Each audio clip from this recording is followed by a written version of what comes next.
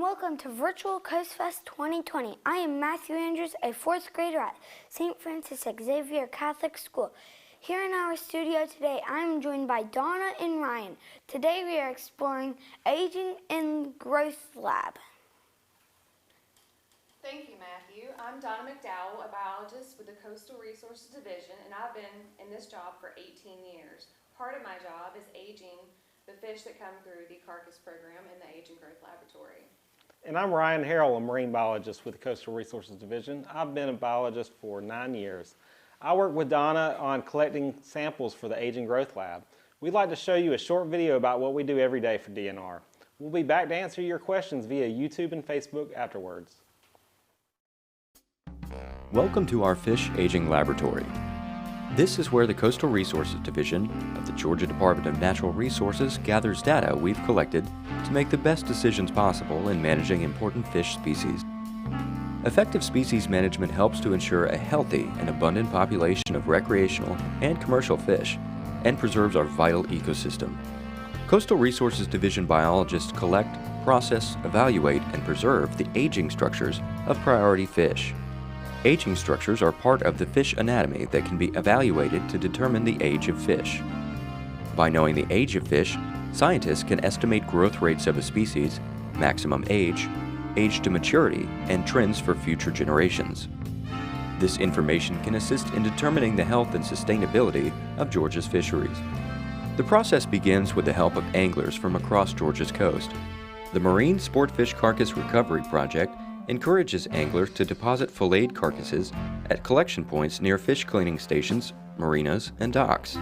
Anglers place the carcasses in chest freezers, and Coastal Resources Division staff later transport them to the division's aging lab in Brunswick. Anglers have donated more than 65,000 carcasses since the project began in 1997. After each fish is identified, measured, and its sex is determined, biologists will remove a small bone called an otolith. The otolith is used to determine the age of the fish. These small bones aid fish in balance and hearing and function in a manner similar as the inner ear of humans. Otoliths are sometimes referred to as ear stones or ear bones.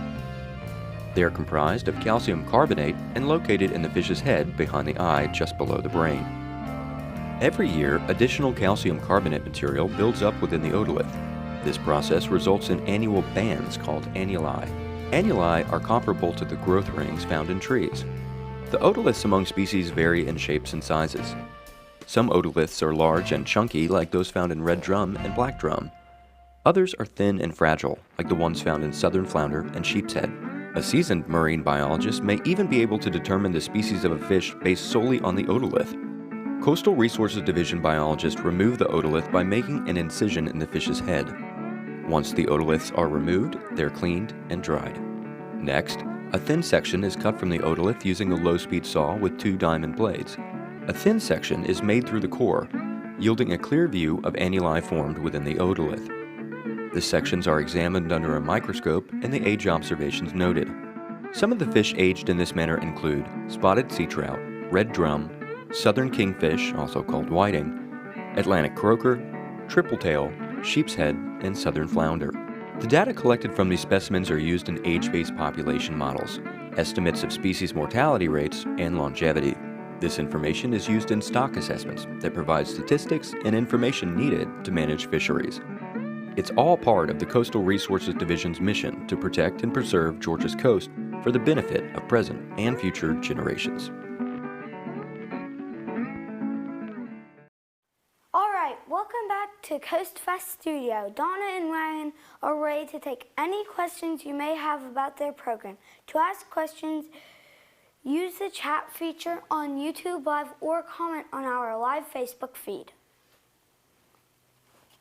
To use the YouTube Live chat, you'll need to sign in as a user and set up your YouTube channel.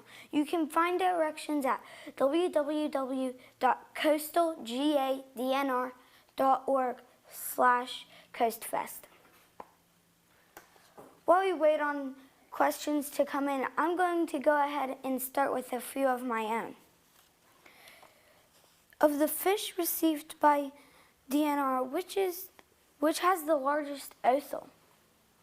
The largest otoliths that come through the carcass program are typically the black drum. They're a very large otolith. It's almost about the size of a large grape.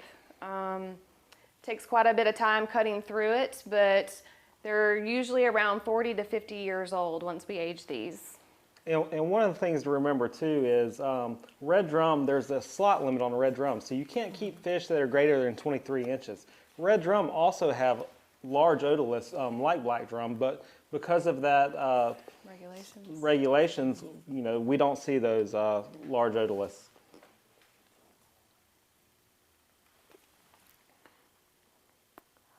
Of the fish that CRD manages, which one lives the longest? The longest living one that we get through the carcass program is the black drum, again, up to 50 years old it can be, so.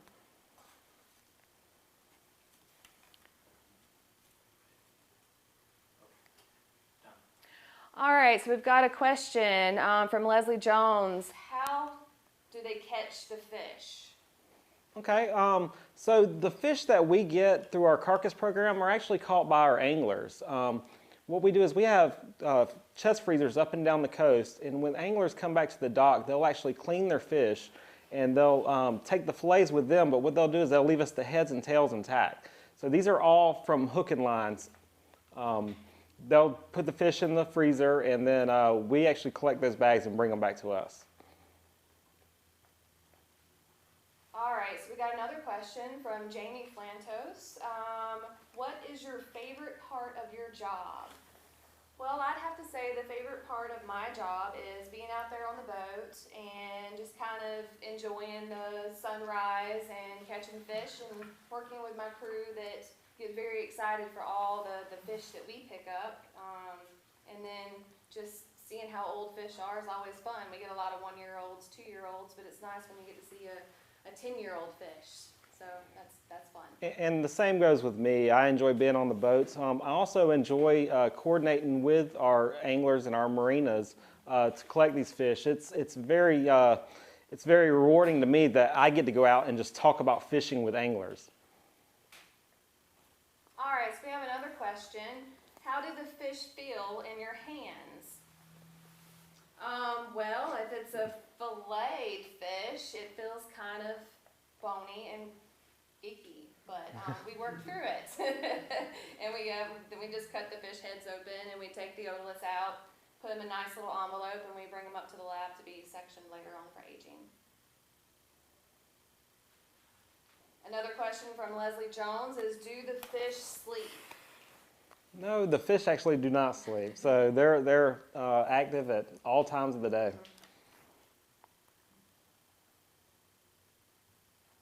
And Jonathan Watkins asked, how do you get into your job? For me, I know it was a childhood thing that I wanted to do. I always wanted to be a marine biologist since like the 7th grade. My dad's family were shrimpers, my mom's family owned a fish market, so it kind of made sense to me to get into marine science.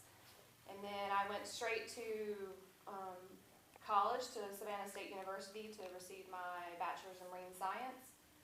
And fortunately for me, before I graduated, I actually got a part-time job doing a creel survey project here.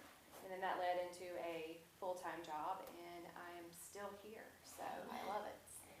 Yeah, same with me. I actually was obsessed with fishing growing up and ended up going to the University of Georgia and did a fisheries and aquaculture program there. I actually was more interested in freshwater fishing until I started visiting the Georgia coast and fell in love with the area, and I ended up working for UGA doing some sturgeon work on the river there, and was working with gill nets, and it just so happens that a gill netting job opened up with the Georgia DNR, and 10 years later, here I am. So another question is, what is the oldest fish you have ever found? In our lab, the oldest fish that I've aged is a 38-year-old black drum. So that's pretty cool. If they could tell stories, there'd be a lot of stories to tell of all the times they got released. Matthew, why don't you ask me questions? Is there any way to tell the age of a fish? Is there any other way to tell the age of a fish? Yes, odorless is definitely the main way to tell the age of a fish, but unfortunately the fish typically is dead. So if you want the fish to be alive, you'll take samples of their rays or their scales to age them. Another question? What species of fish do you get most from the public? Mostly we get spotted sea trout, and that's for a couple of reasons. Here's a spotted sea trout right here. That's for a couple of reasons. One is they're very abundant on the Georgia coast. We also have a very liberal bag limit for spotted sea trout. Each angler can keep up to 15 fish, and also they're fairly easy to catch. All right, so we have another question from Leslie Jones. What do fish eat? So different fish eat different things. For the most part, I would say almost any fish that we work with, all these fish eat shrimp at one point or another. But some fish are more specialized than others. Sheep's head, for instance, usually eats different sorts of invertebrates like crabs and that sort of thing, crabs and snails. They actually have plates that are used for crushing that. A lot of these fish eat different things such as finger mullet or mud minnows. They eat a variety of things. Sand dollars sometimes. Sand dollars. We found some, one of the things that with this program though is we do get to look inside the fish's stomachs, and it's amazing some of the stuff we'll actually see. Do fish hear? Well, yes, the otolith is part of what they use to hear as well as their balance. It's very important for those fish.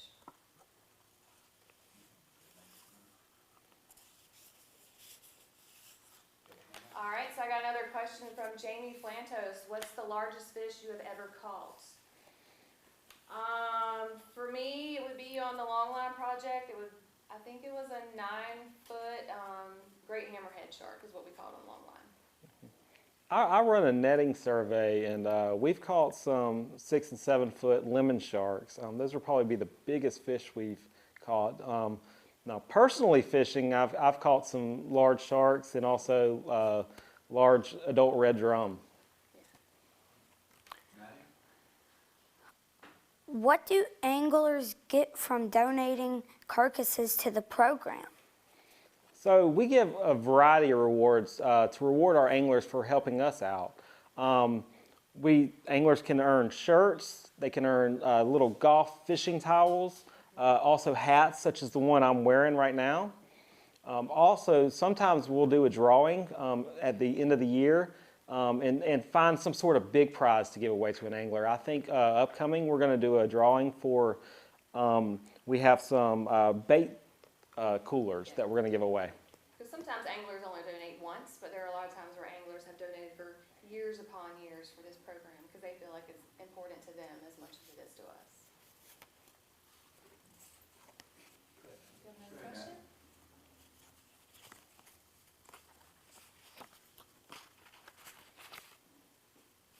How is the data collected used to help manage Georgia's marine fisheries? So the data that we collect is used to create age length keys. That's probably the main way we use it. So what we could do is we could take the fish that are already being killed, we could take that and then provide a key to kind of determine that fish that are still alive, how old that fish is based off of what we've already seen. Also, we use this data in a variety of stock assessments. So when we go to meetings for the Atlantic States Marine Fisheries Commission, for instance, we'll bring Georgia's data and we'll help provide data to help do age-based models and that sort of thing. All right, so we have another question from Leslie Jones. The student asks, how do you catch a large amount of fish at one time? It definitely wouldn't be on my long line because I only have 60 hooks, so, and they don't always bite on the hooks. I guess that would be mostly, your netting would be, you'd catch more. Yeah, we'll catch a large amount with that. What we do though is, we use this for scientific purposes. So if you were actually going to catch a lot of fish in a recreational manner, using lots of rods at one time, or maybe seining. And nothing's guaranteed. Jonathan Watkins asked, do you see anything weird in the fish stomachs? I would say we don't see, anything foreign, for instance, but we do see a lot of. It's amazing what some of these fish will eat. A lot of times we'll work up a 14-inch spotted sea trout, and that fish will have a 10-inch mullet in its stomach. It's just amazing what they'll eat. All right, so Leslie Jones asked, can the fish get sick like us do, or like we do with the coronavirus? Not that I'm aware. No. No studies have been done.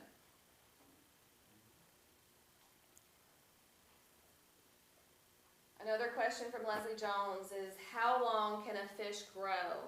That would really depend on the species of the fish. All fish kind of have their own maximum size. Black drum can get up to 3 to 4 feet max, where your trout would be 24 inches max. It really does depend on the species of fish. And that's all the time we have for this session of Virtual Coast Fest. We hope you've enjoyed learning about the Coastal Resources Division's mission